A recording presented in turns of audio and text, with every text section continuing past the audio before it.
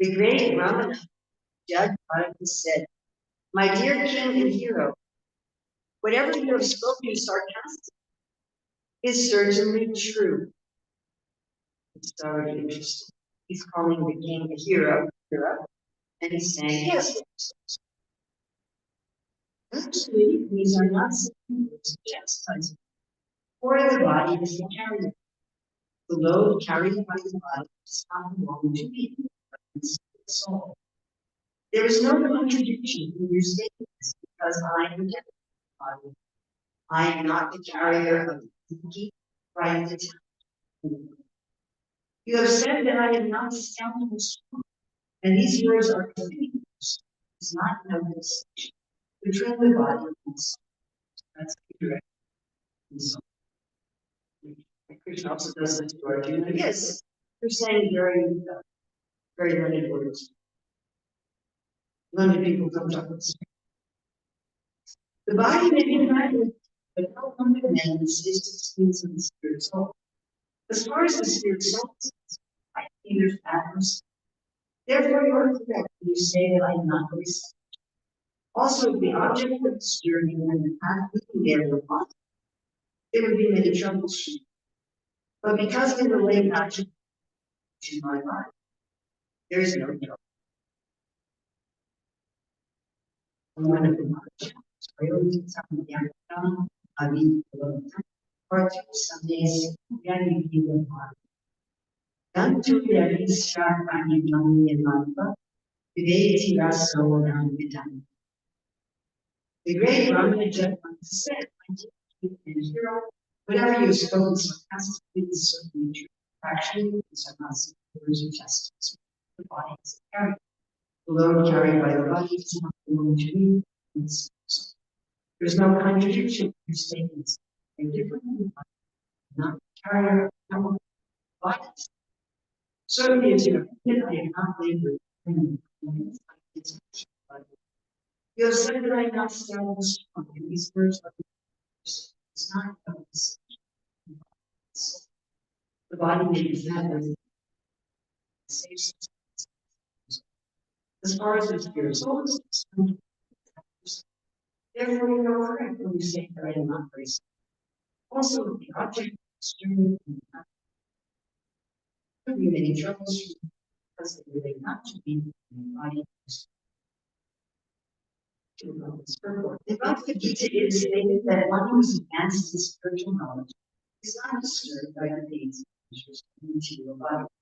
The material body is all the pains. The practice of the spirit is meant for understanding the distinction between the body and the soul, and how the soul can be unaffected by pleasures and pains. Jadbharata was actually situated on the platform of self-realization. He was completely removed from conception. Therefore, he took his position and convinced the king that whatever contradictory things he can said about his body did not actually continue.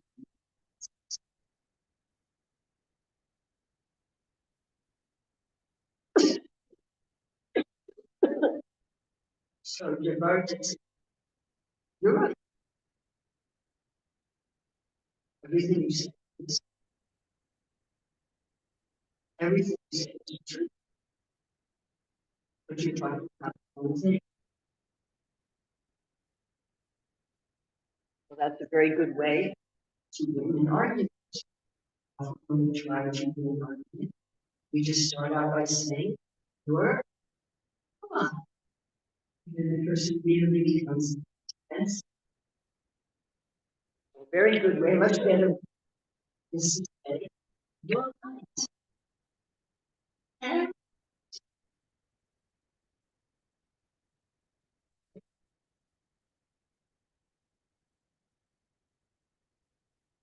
I thought if I would do this, it would be very nice.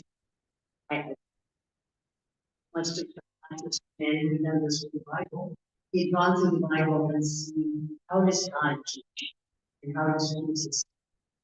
And he made a system of pedagogy based on that. And I thought, it would be a really nice thing to do with the Bhagavatam and the Bhagavad Gita and the Chaitanya. How does Chaitanya teach? I really like Narada Muni teaching.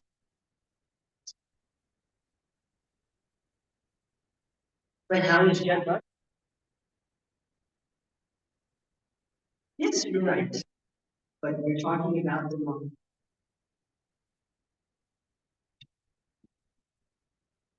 So he turns the Jadbharata turns the whole discussion to another level. Yes, I'm not starting this. You're right. The reason I'm not starting this is you're talking about the body. You're saying to me, oh, you first you can't start.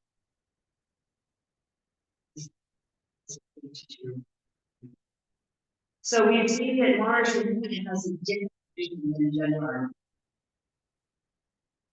And we learned the Bhagavad Gita about the vision according to the modes, how we see others, and how we can see people above. So I thought we could do those things. That was vision. What's your direction class?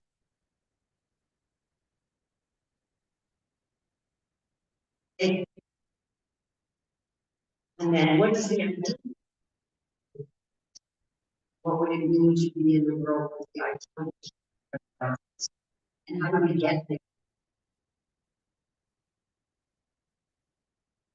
One of the things we teach in career dharma is that we should be above the modes of nature. So one of the questions I ask is that. So the vision of people who know, so this is described by the meetings, that knowledge by which not spiritual nature is seen in all of these, although they are divided into two parts. So what's that? Sattva, Rajas, and Tamas. One divided spiritual nature is seen in all of these, though they are divided into two parts. Sattva. That knowledge by which one sees that in every different body there's a different type of that's conscious. And then knowledge by which one is attached to one kind of birth as the all without knowledge of the truth, which is very meager, is so in some way you see that all the entities are spiritual and all the entities are the same spiritual quality, even though they have so many different forms. In Rajas, you see, oh, there's a white person, there's a black person, there's a brown person, and there's a old person. There's a tree, there's a bird. And you think that that's what they are. But that's actually what. Do we have religious systems? Oh, yeah. They say that we're going to be resurrected out of the ground in our current bodies, which I think is one a very appealing fast. Does anybody want to have their current body in? And then you ask at what age, like do I have to be old for it? Or if you die when you're two, become two forever. And there's religions that say, like, if you marry someone in our temple, then you're married to them eternally. So I always wonder how many people are really happy with it. But again, that you're going to be in this body with these people, or you're going to go to heaven, and you're going to have all your relatives gathering your energy, and all going to be in the same bodies. So there's even systems that teach you are this body. This is who you are forever. And you can see why there's a lot of people who go in their beliefs. And they want to do medical treatments to change their body. This is who I am forever. Some way plastic surgery. This is who I am. And then you have people don't even think about this. They don't even think about who are we. They all they know is the work that they do. It's practically like an animal. I just know how to get my food and so I can see mating and defending. It's very, very limited knowledge. And maybe they think about these things a little bit, it's hardly anybody's full time share. So usually people have a little bit of just think about something about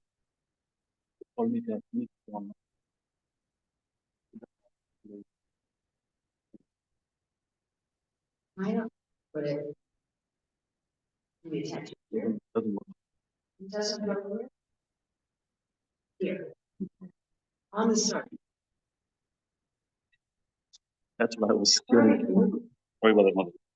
Sorry.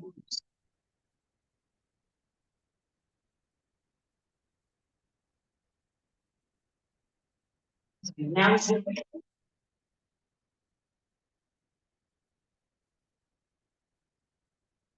postmodern temples.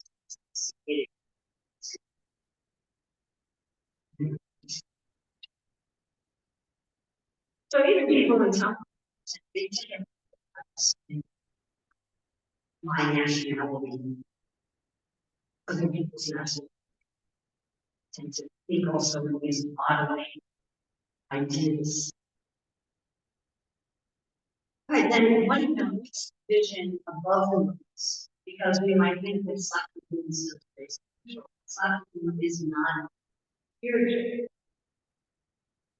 The ego of Socrates is you think, I'm very spiritual, but it's not actually spiritual. It's still very ego based. So then we turn to Bhagavad Gita 435. Rather than taking your knowledge and self-realize you will never fall again into such a vision. Provide this knowledge and see that all living beings are but part of the screen, or in other words, that they are mind.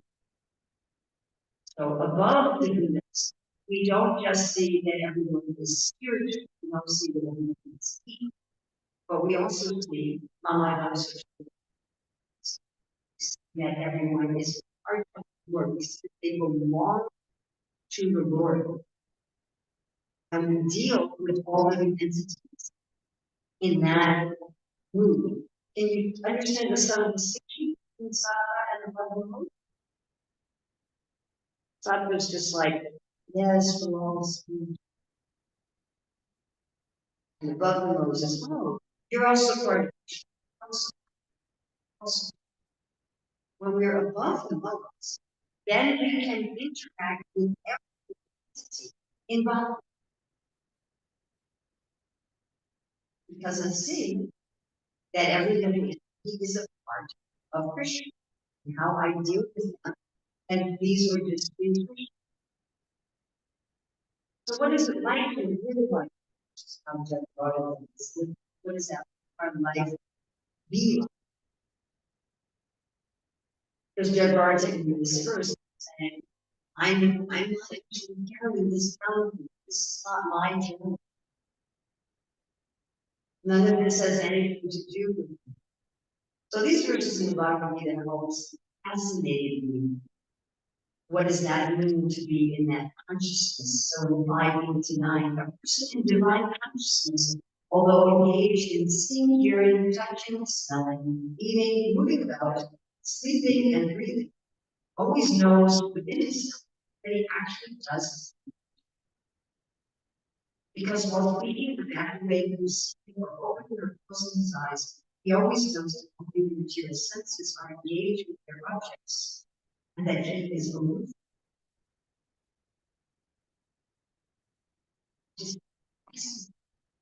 And Krishna says something else.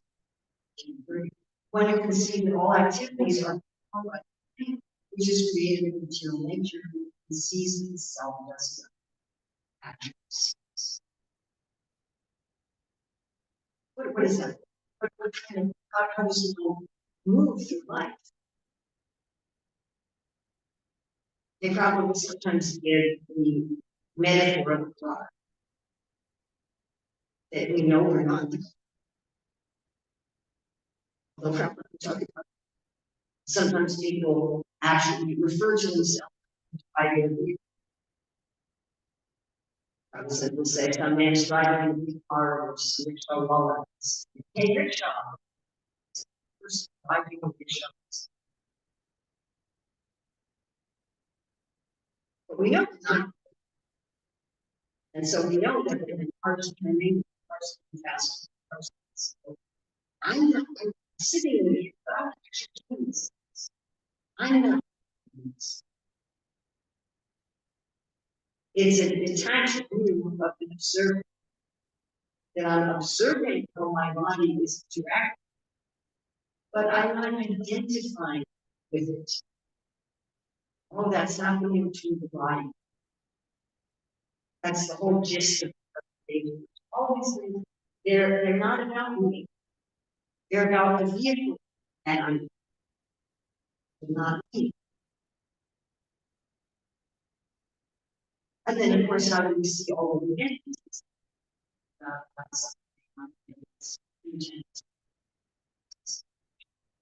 That we see all of the entities in the perspective. We may feel differently. We should, according to the body. We shouldn't be inviting dogs to sit at our. But at the same time, you now see that there's a difference in all of your nature between the dog and the human. And we can feel, how can I do service? How can I do service for everyone? Prabhupada once saw a little bug on his table, and he called his servant. I think it was the middle of the night. And he said, I think this bug is. And you put it outside and get something to eat. And when we're teaching about our national, teaching about our as things come up periodically, the devotees will say, one devotee recently was saying, well, I couldn't have a job as a teacher because people won't become happy by having use. And so what would the service value of making sure that people have health? And I said, just Krishna is his attitude like, well, he is on the street. Could I be facilitating having houses? He's the chief. I'm going to give you a house to make. I'm going to give you a house to make Krishna. We had one gentleman who turned out he had a childhood dream of having barbershops. And when he joined the Hare Krishna, he decided that that was one. And it took us quite a month to do a consultation. I said, what is this about barbershops? He said, well, I always wanted to have some business to help people be beautiful, but now I just realized we're not. And I said, well, if we try to push the conscious society to do barbershops. I said, if the whole country here would be was Krishna. This is kind of long silence, and he said, yeah, you know.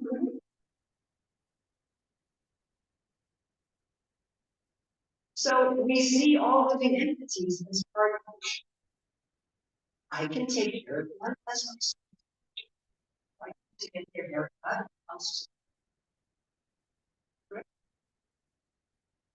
So this is a this is not the body is not just like I want to make sure that people's cars are taken care of. I know it's not their fault. But what is very pleased when my approach we started creating our own cloth. And you might say the same thing. Why does anybody use it? It's not to do it. Because you're not. But if you take it, I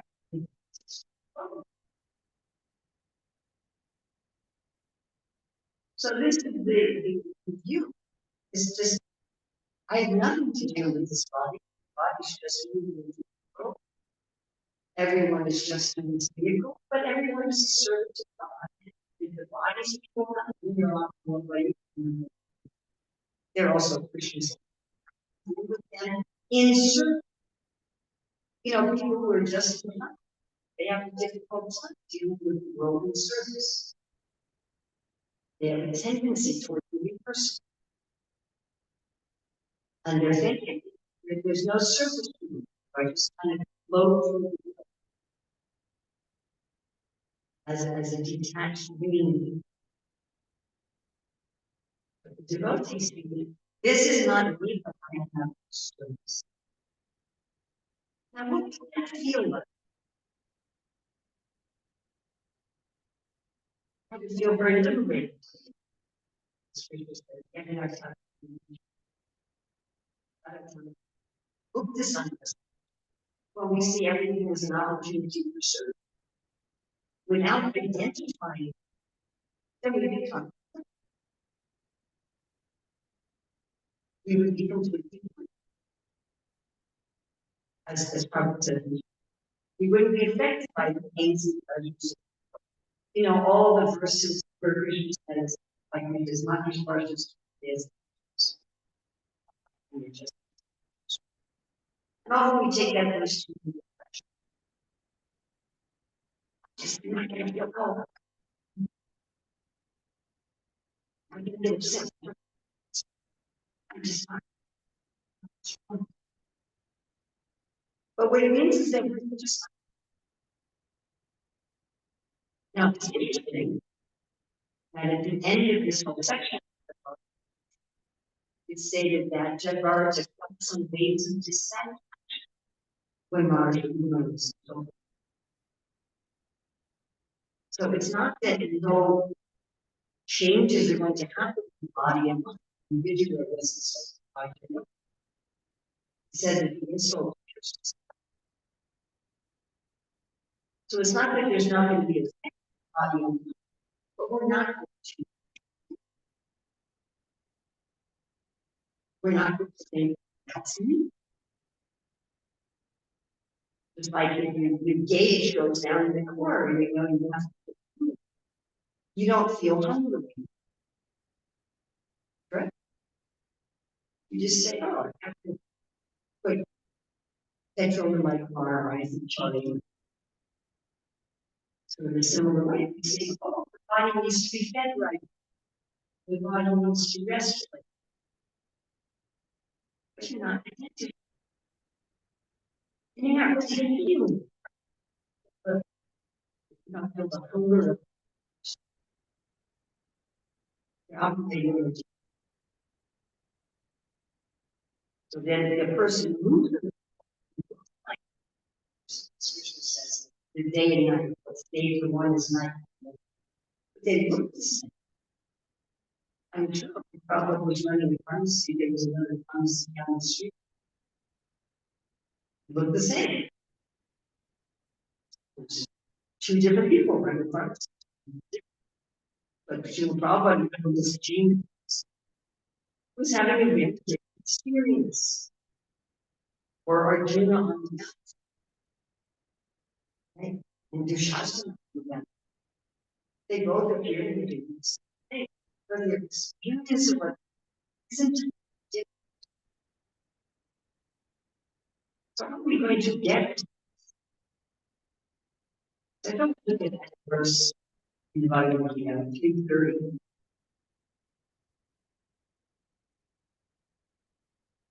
Chaitanya gives us one of the keys as to how to get from Sattva, Rajas, or Tamas, whatever we're in, to transcendence. So 3:30 is my Sarvani Kandani, Sanyas Yad Atmajayasa, Near Asir, near Manova, Yudyasta, Digitanashvara. So we can analyze this of transcendence as therefore Arjuna symmetric mind and without desire gain, and free from egoism and attachment. In analyzing this into 6 points that and 3 of them we think of as what not to do. And 3 of them we think. So what not to do? Don't have a sense of proprietorship. Near Hashem without desire. Don't think I'm going to get something out of this world. Whatever it is, whether it's just regular body maintenance, like brushing teeth, or whether it's our job or our feelings. Even the work we're doing in the heart should You shouldn't be thinking, well, I'm doing this so I can enjoy this. I don't own it. This is Krishna's work. This is Krishna's service. It's not mine. You're taking care of someone else's child. Taking care of Krishna's child. You're taking care of Krishna's house. You're taking care of Krishna's car. You're dealing with Krishna's living entities.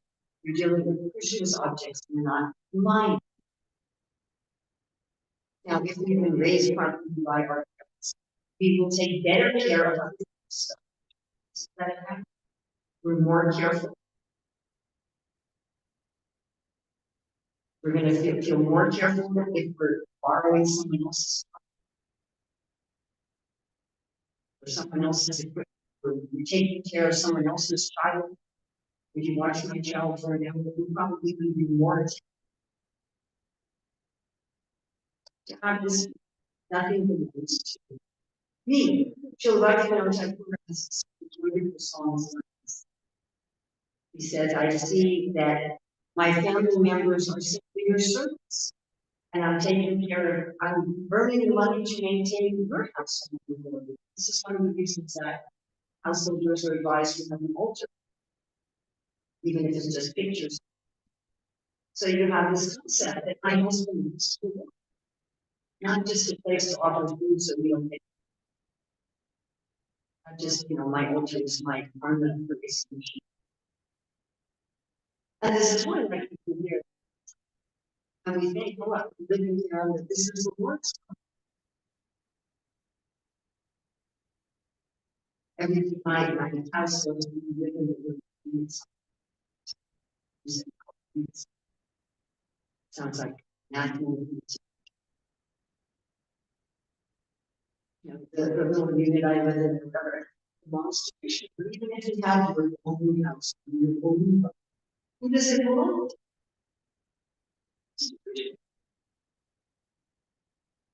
And I know of many people who like go to their TVs and tell them, this is how much money came in, this is how much like who come with TV and give reports of how many books were distributed, sometimes how many plays. So you think, Lord is he's the provider of all my talents. He's the provider of all my talents. He's giving me. And then not trying to rejoice.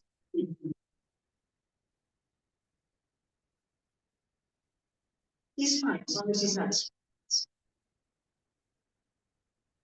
So now having this concept, the essence of materialism is that I'm trying to enjoy separately. Just like you can think about, kids where they want to do something that their parents don't allow them. So they try to find a part of the house. And they'll sneak and find some sweet in the kitchen and go into their room and close the door and go out into the kitchen.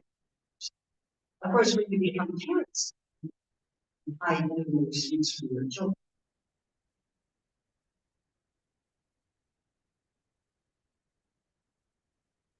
And when the kids see that we're having some dessert for them, trying to enjoy separately, trying to take Krishna's property and enjoy it as if oh, that this is the whole essence of material life. The difference between Hanuman and Rama is to unite, confidence to take and enjoy themselves. All enjoyment is seeking. And rather than enjoying this problem and say through Krishna, that I enjoy by uniting Krishna, I want to enjoy by taking and enjoying myself. So we might do that with money, with objects, or even the talents and subtle satisfactions we enjoy in life. And just here it is for me to enjoy. As if we come upon a banquet in an empty room, we just say, oh, it's full. But when above the looks at nature sees that everything has been provided by Krishna out of his kindness. Like Urmila Devi Dasi for that, both when he was extremely rich, he really went from one extreme to another overnight. That in both cases he saw this. This is the grace of God. And you did not Shwara. The Yaka Shwara. Shwara means the proper translation this is being lethargic. So when we have a fever, we usually become lethargic.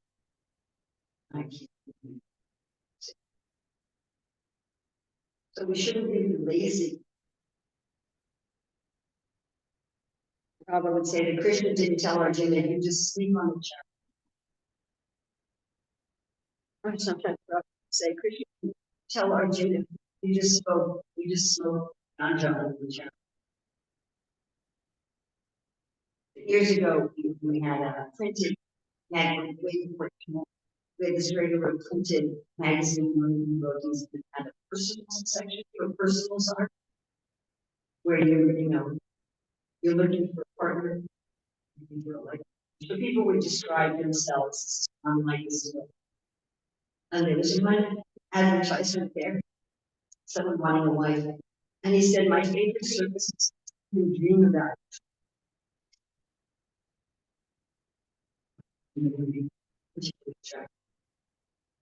So not to be lazy, but also this Mara can be understood as flourishing in the sense of kind of undirected activity. What Prabhupada calls active foolish, like monkeys. I assume most of you have seen the monkeys in Vrindavan. So they are certainly not lazy. But they're also feverish in the sense that their activity is not often not like where I stand, I can't do my laundry outside. Because especially the teenage monkeys will decide that they want to dress themselves. I mean, it's amusing. It's monkey paws. They rip them. They'll actually practice. So Zwara also not is just undirected leadership. It has no purpose. So our activity should be, we should be active, but our activity should be attention, sankalpa. We should have a goal for them. I can talk about this for a very long time.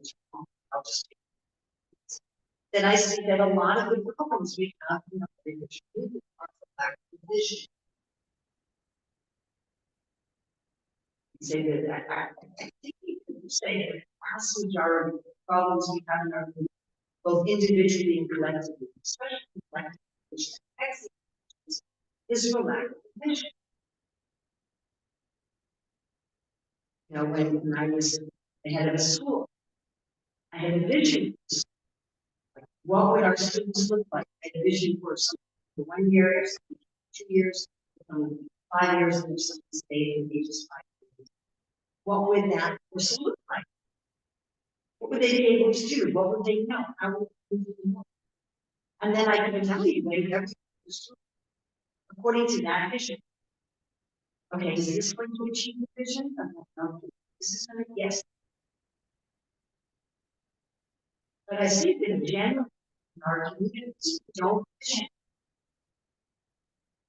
If we vision, it's just about the temple. What's our vision for the temple? How can we decide the vision for the temple? If you don't have a vision for what? And when somebody told me, oh yes, we have a vision for our city, but it was just like, who's going to do how many brains? Like, if all of Auckland was vision, what would people do? Would there be barbershops? Would there be realtors? What kind of barbershops would there be? What kind of grocery stores? How do things be running? And then you can start talking about what should we do in our communities? How should we guide them? So the opposite of being feverish is having a vision, having a direction, a goal, having some idea of what are we trying to achieve. And in our own lives, we should have some idea. What is my son goal? What are we trying to achieve? What's our goal? What's our individual goal?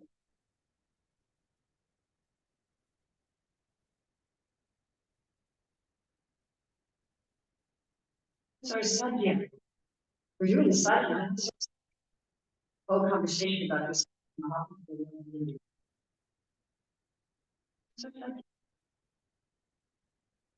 Hmm? To achieve frame of in some specific relationship, to revive, as Papa would say, our vision relationship. That's what over our. And we should see everything I'm doing. Is it related to them or not? If it's not related to it, it's related. What's my goal for a community? Is we're trying to build a vision. What's that like? What would we do? These are very important questions when it comes to dealing with our dealing with kids age like growing up. What it's very important things dealing with all of our adults. Opposite of being feverish, which is either lethargic or just kind of running around and doing.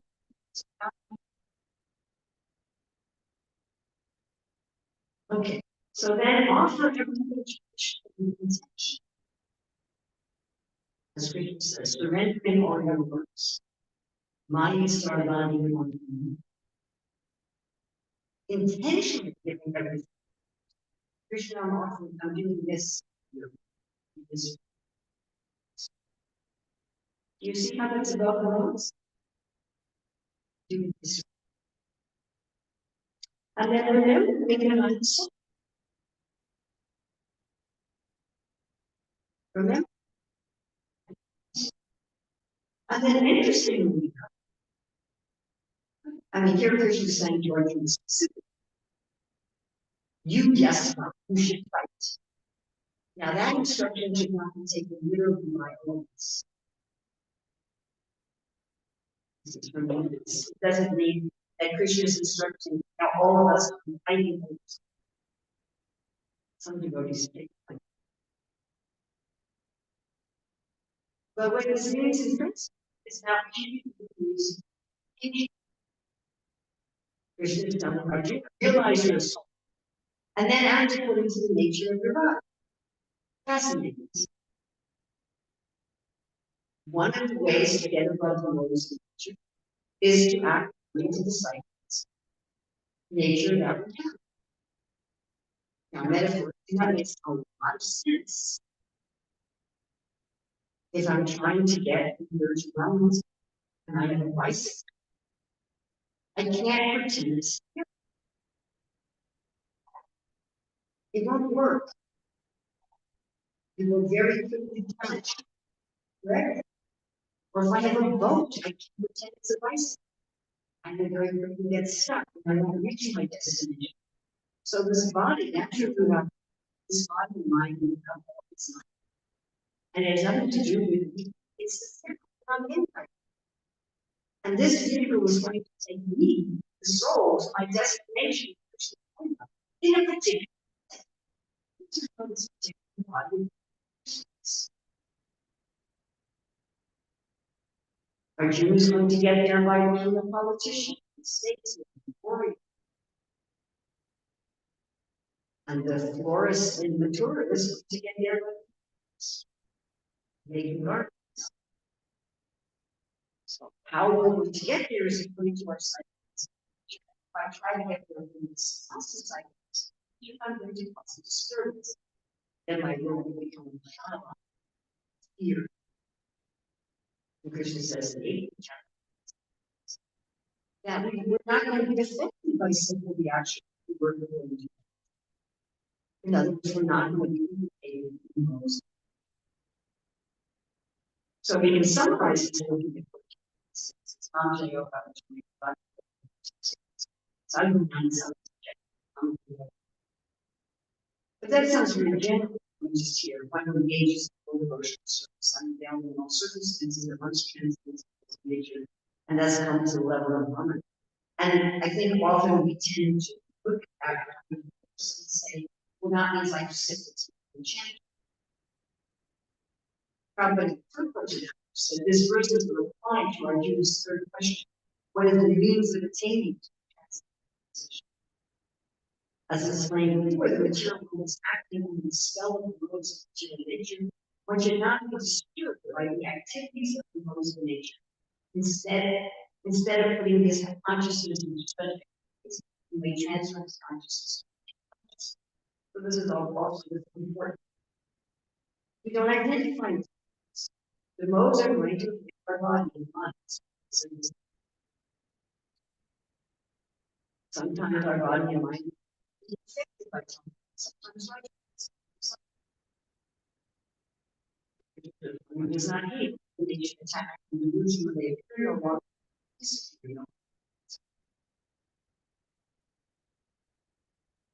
like the weather changes. Because right now it's cold.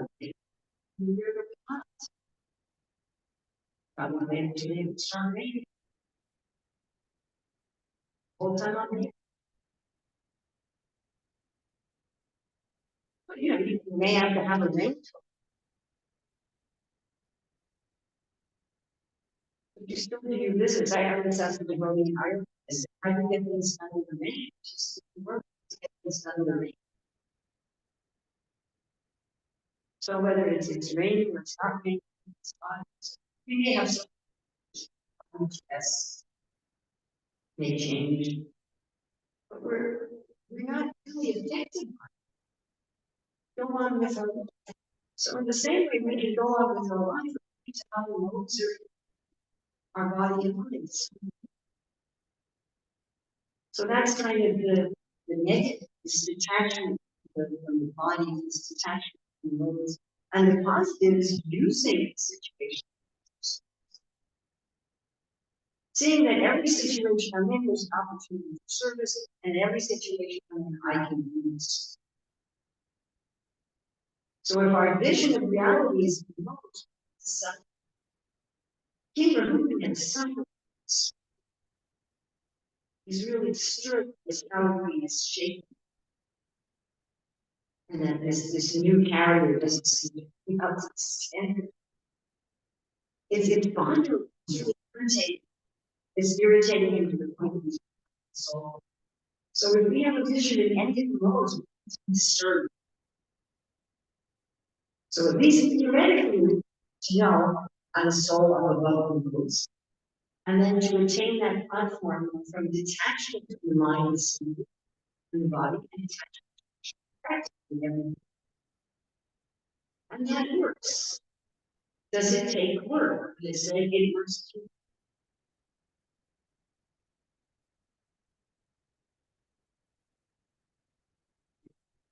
People sign up for a course and never actually take it.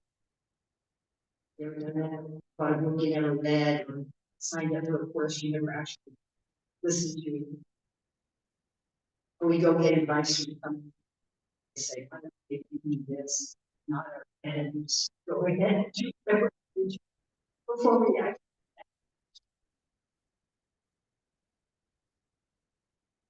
It's a sign of things that it's deliberate action.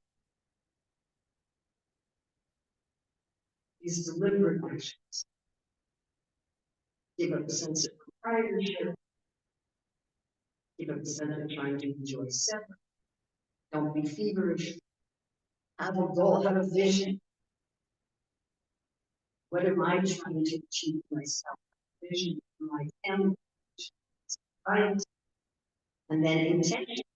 How can I make her smile right now? How can I make her smile? What can I do? How can I deal with this object, this person, this living entity, this job, this situation? So Krishna will smile in this moment because I am soul and I am Krishna's servant.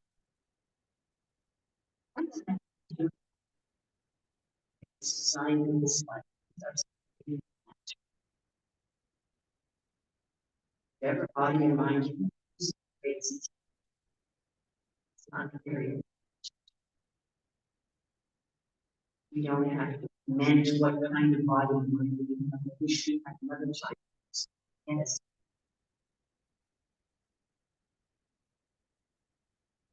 So questions from anything good here is from check on it. And anything bad here is it's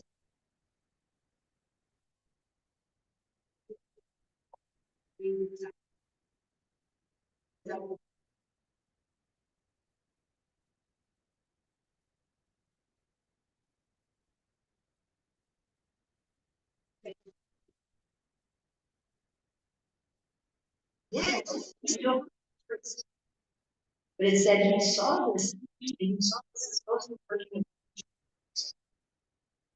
it hurt. Yeah.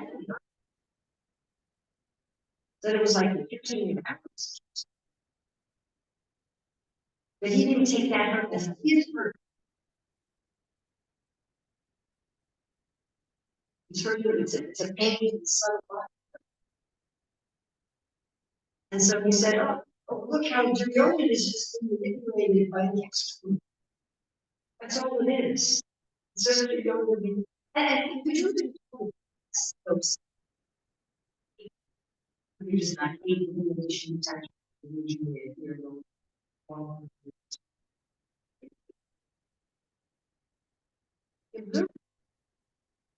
this is piercing pain, subtle body. Oh, this is due to Duryodhana being attached to the illusory energy, not seeing what's moving. And this is actually working with the intern. Krishna using Duryodhana to get.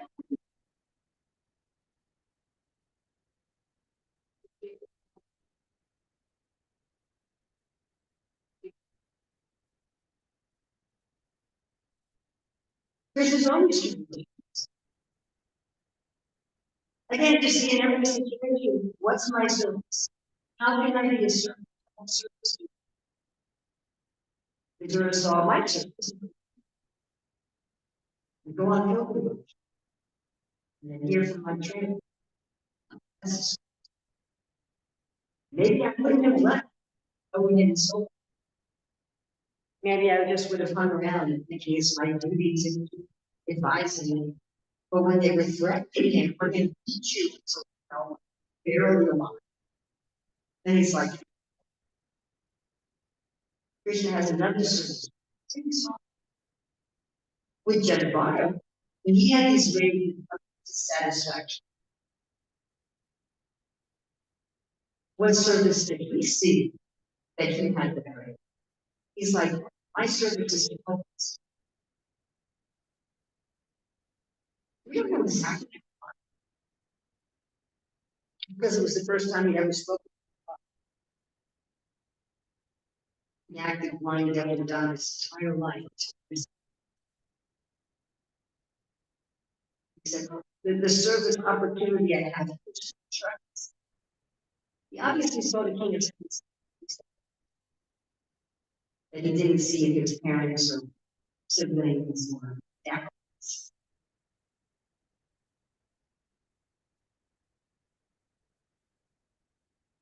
You know, this is one of the big questions.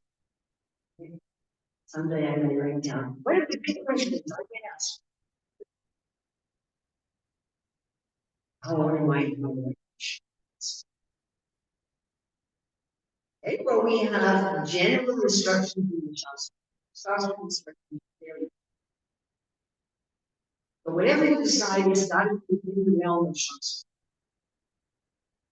You can't decide. If you decide that we're 2 months later, blow up a building, Billions of people in the name of religion.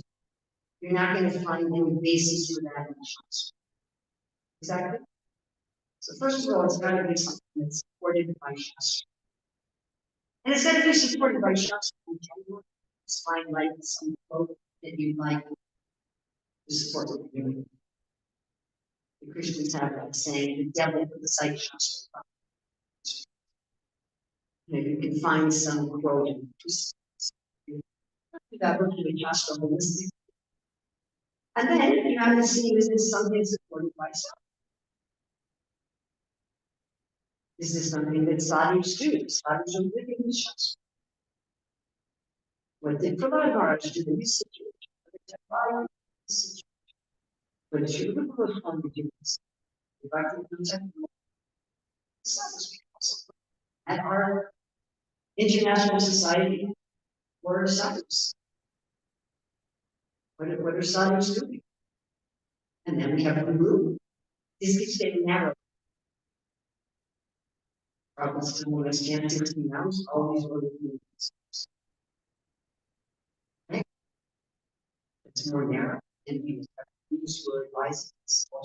By the way, get instruction to do line following is the end. Stuff is encouraged. And you can say to your this is a good word.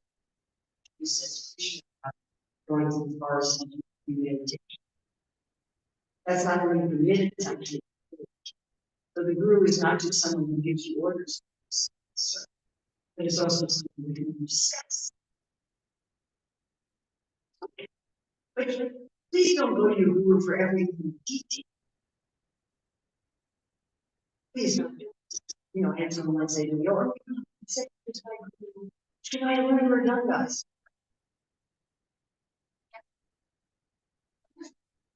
Why do I learn Radangas before?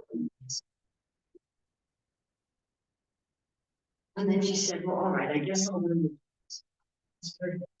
And then she said, should I buy a bed? No.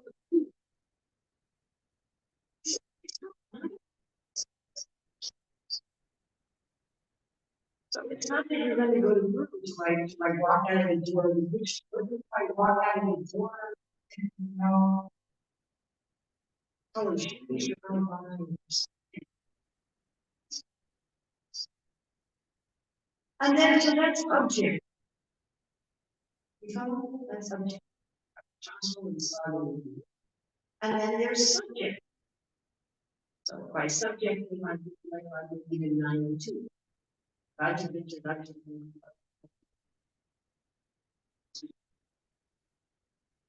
So if I do this, will I gain knowledge? Which experience is subject. I understand things.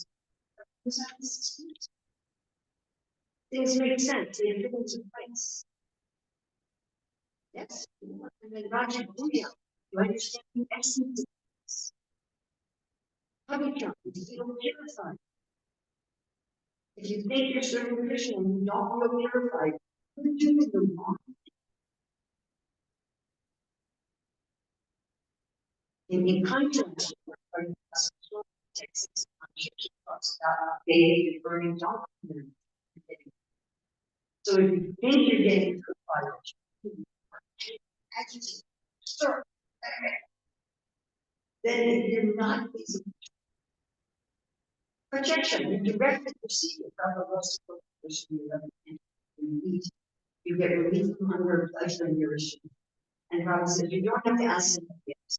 How you must just like that all of these things. We should feel project on you. You feel very authentic. Something real. It's always an example. Between some chemical artificial juice and a tree ripened fresh picked fruit. There's a qualitative difference.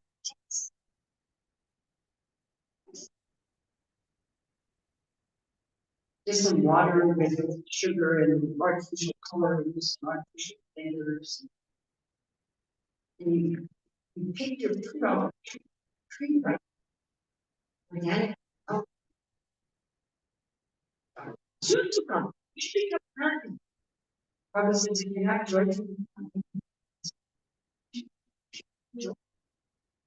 so that's the subject.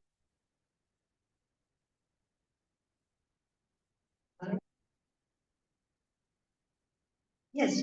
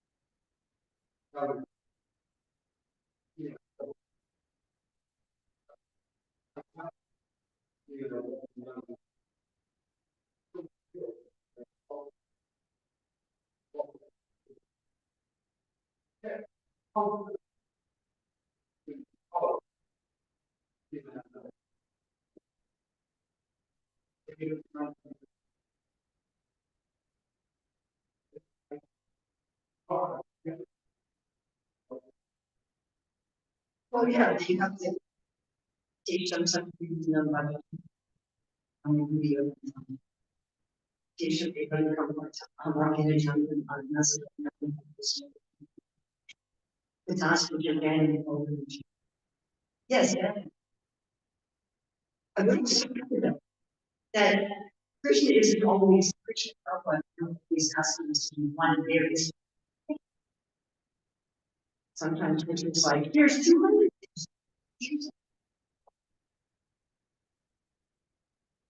Does that make sense?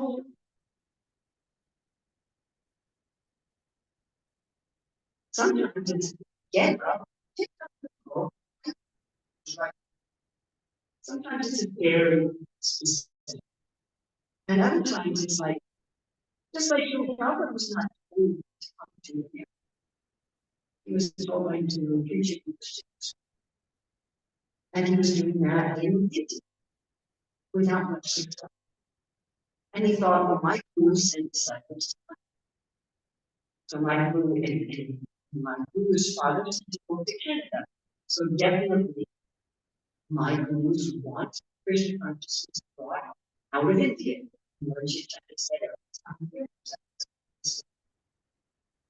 And then all this is thinking. People nowadays are just rich, are just only Americans.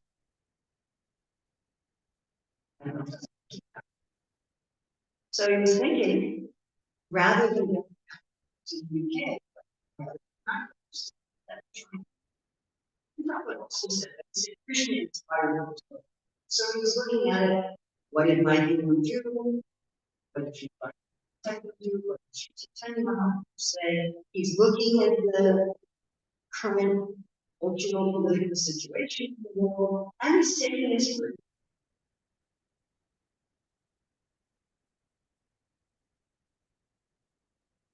Yes, thanks.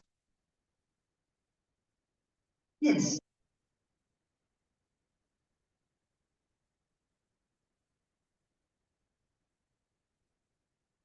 Using the flow.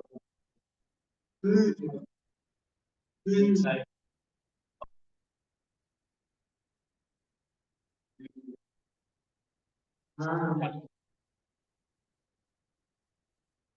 Okay. So I'm hearing you saying two ways, what we might use to justify our own actions and improper ways of teaching to others. So your first example is Kamsa and Kali. So Kamsa was saying, I'm not going to be responsible for my behavior. And Kali was on a snake. So we're actually going to look at this tonight. We're going to look at this again in the modes that in time we don't get any responsibility. We blame it on outside circumstances, relatively like parents raised me, or we blame it on, well, it's just the way I am. You know, I can't help being as I am. So that's time. If you say, well, I have a body that's really intelligent, and then we improper, when difficult things come, you just be detached from the moments and see this. You need the first thing to say.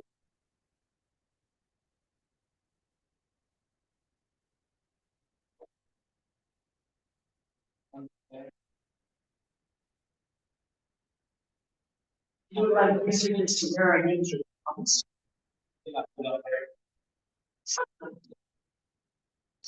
I don't know about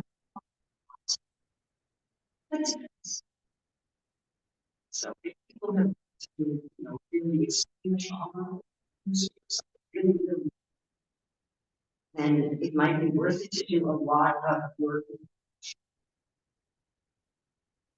And I certainly know people greatly benefited.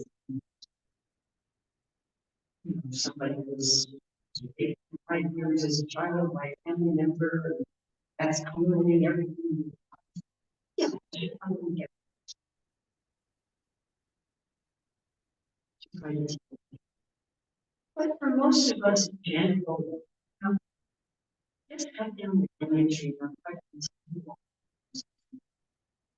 Krishna says with the weapon of knowledge and attention energy. Otherwise, you can get involved in all these things forever, analyzing all my past 20 lifetimes, everything everybody said to me, and all this distracted.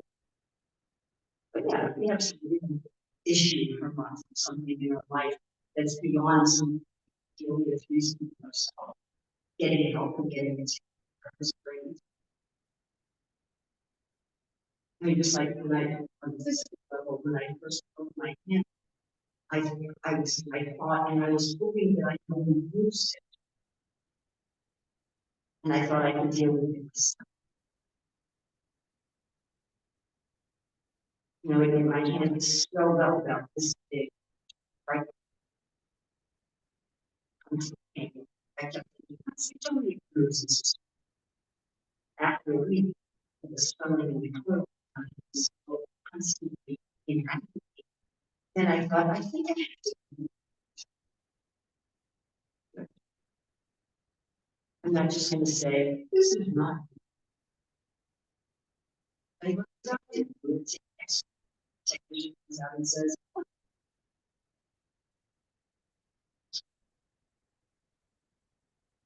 I guess that means it's broken, right? He said, I can't.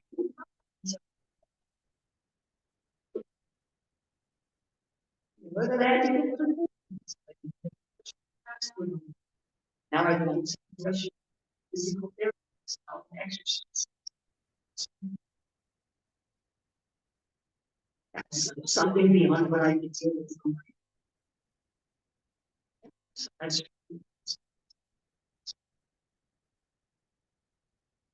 but yeah, we should use our situation with roads.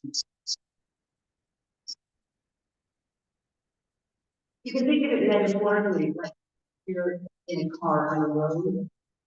You have to know where you're at, because otherwise you can't decide where to go.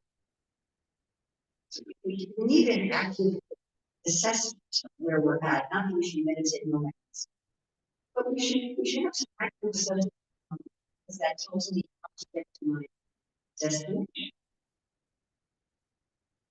But it's not that you say, well, this is just where I'm at. And so you get out of the car.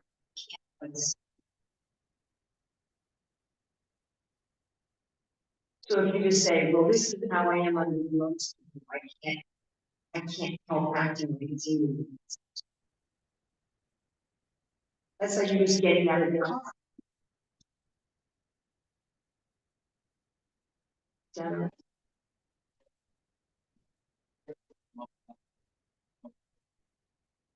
what can depression accomplish? So that means our cycle is nature. That versus comes from what we try to financial that you cannot repress your cycle. It's nature. You're not going to be able to pretend something. it doesn't work. If I optimize my price, and I can, put a car painting, it's not going to work.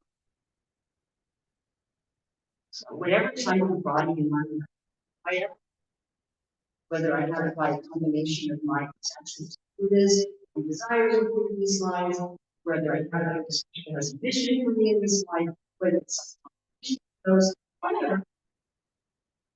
That nature's going to practice. Krishna says to Arjuna, if you say you're going to give up fighting, but if you don't fight, you fight. Whatever nature wants. So let me use it for instead of trying to repress it. But that's not talking about. It's not. He's not saying, well, yeah, you're fine. That's because he told Arjuna, our thinking, this get out.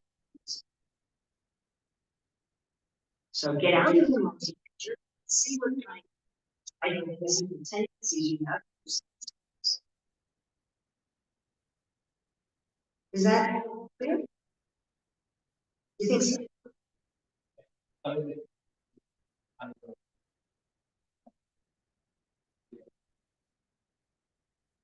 Yeah. Very. It's not that difficult. If I have nature and rush, to want to create wealth for society. I'm going to be expansive. I would tell society it's thirsty. And you're going to have this expansiveness about it. Robert says, why is people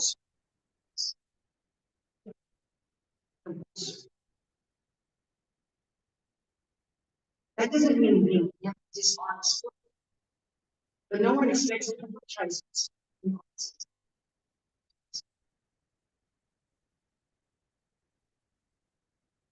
And if you think, probably right stuff, well, you better do this future. It won't work.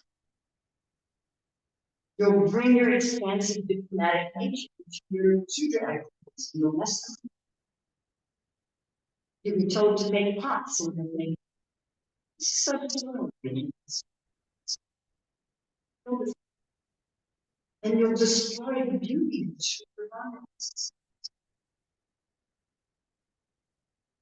If you're wrong, you're very worshipful, very attached. And then if you try to do something work, you'll bring that attachment to yourself. And some hero will come before you. If you're somebody that maybe it's daughter, and you say, we should be. And you let it go. You'll bring your rabbinical nature to yourself. You will not that.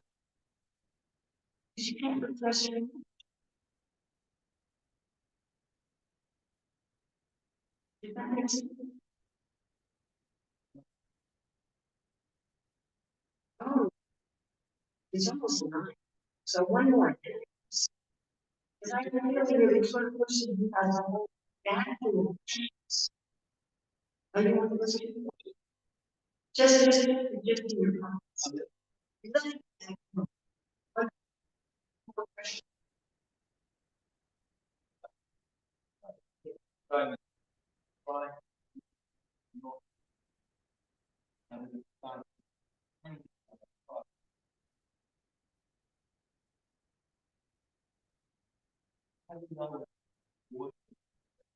Whoa! Decades and decades. I almost said this obstacle test. So how do you know when you reach an obstacle?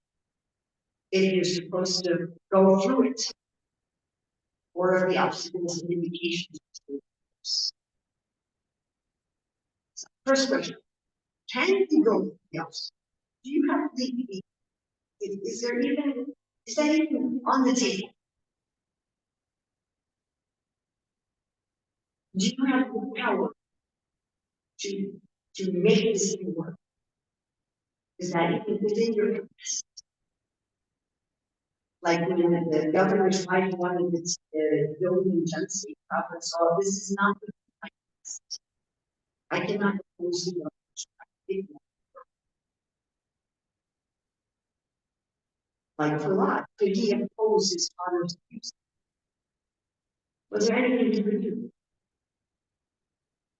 Could he go to the police? Why couldn't he go to the police? Because he already actually was the chief of police. You can't go to the police to get the chief of police. Could he go to the CPO? There wasn't. What was he supposed to do when he was fired? So somebody who managed us it destroyed the outcomes. Can't. And you have to change course. Now, let's say you can destroy the outcomes. What's your cost? Is there going to be, are you going to have to do something that's illegal to destroy the outcomes? Are you going to have to do something that's immoral to destroy the outcomes? Are you going to have to do something that harms others to destroy the outcomes? Are you going to have to do something that destroys your body, harms your son? That's good. Yes. Is there going to be some, and in the coaching course when you teach about one plan, one of the questions is what's the case?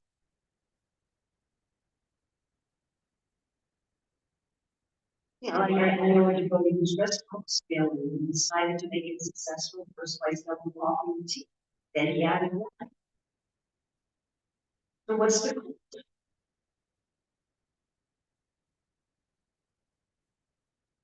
So if it's going to be illegal, immoral, sometimes you can it's illegal. But be careful. Like we preach in comments,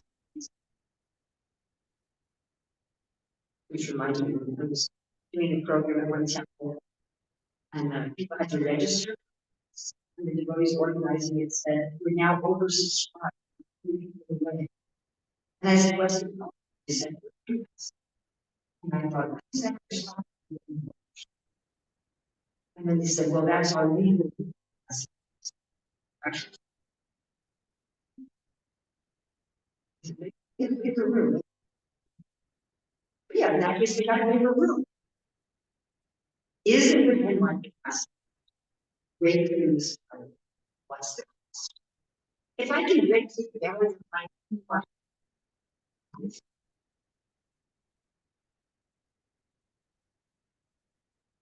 I can break through the humble by surrendering to the truth, do that. If I can break through the barrier, definitely. Or if I can break through the barrier, I get moving the chair to the other side. And do that. It's a very, very simple task. Is there anything within my power right now? If you can't do it, then you're not supposed to go. If the cost is going to be damaging to you, then you don't. So, as one of my friends put it to me, don't try to get all the way.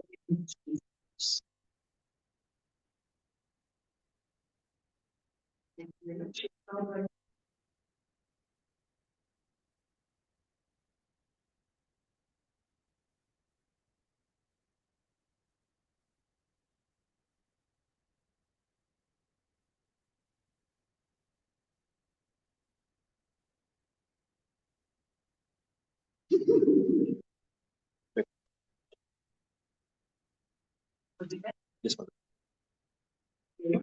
Sorry.